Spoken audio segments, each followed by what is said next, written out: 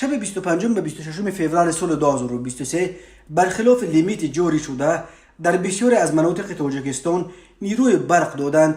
بنا به اطلاع دریافتی سبب تصمیم مقامات برای یک شب برداشتن لیمیت به مردم فراهم آوردن امکان تماشای نخستین نبرد پهلوان 23 ساله تاجیک نورالله علیف در UFC، معتبرترین لیگ جهانی ورزش جنگ‌های بدون قاعده یا MMA بوده است.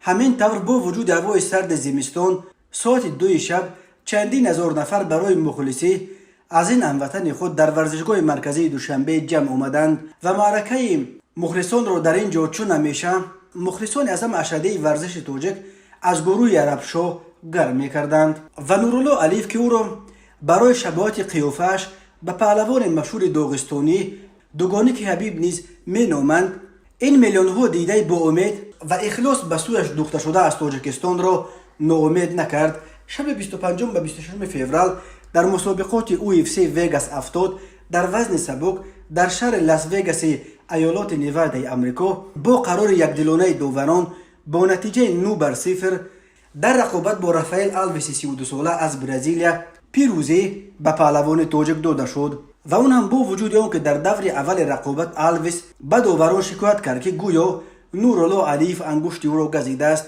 و داوران یک امتیاز نورالله را از او گرفتند. در نشست خبریش بعد انجام نبرد نورالله گفت انگشت آلویس را نگزیده بود، ولی آلویس از فشار این عقاب کوهی به تنگ آمده مخصوص انگشتش را به دهان من انداخت و من میخواستم انگشتان در دهانم انداخته شده را توف کنم. یک انگشت زیر دندانم ماند.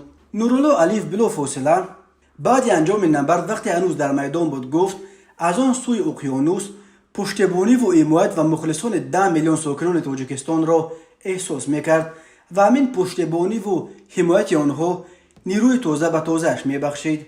نورالله گفت بعد پیروزیش اولین شده به پدر و مادرش زنگ میزند. او نقل کرد که 2 روز قبل از نبرد برای کم کردن وزنش از پرهیز شدید کار گرفته بود و مادرش هم 10 روز خوراک نخورده بود. من چه خیلی چیزی بخورم که بچه‌ای که من آنجا گشنه است، نقل کرد نورالله سخنان مادرش. او همچنین نقل کرد که مادرش یگان بار نبرد او را تماشا نمی کند و دارو خورده خواب می رود. بعد اینکه نبرد تمام شد او را بیدار می کنند و خبر می دهند که خیز نورالله برد. نقل کرد ورزشگر تاجیک. پهلوان تاجیک گفت او را همچنین یک وعده پدرش رو بلند و به پیروزی تحریک داده است. او در نشست خبریش گفت پدرم به من گفت اگر غلبه کنی بیا امسال زنت می دیم. من غلبه کردم و حالا به پدرم زنگ زده می گویم شما هم وعدتون رو اجرا کنید.